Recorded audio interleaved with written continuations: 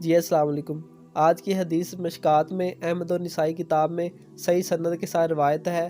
حضرت ابو ہریرہ رضی اللہ عنہ بیان کرتے ہیں کہ آپ صلی اللہ علیہ وسلم نے فرمایا، ماہ مبارک رمضان تمہارے پاس آیا ہے، اللہ نے اس کا روزہ تم پر فرض کیا ہے، اس میں آسمان کے دروازے کھول دیے جاتے ہیں، جہنم کے دروازے بند کر دیے جاتے ہیں اور شرکش شیاطین بند کر دیے جاتے ہیں۔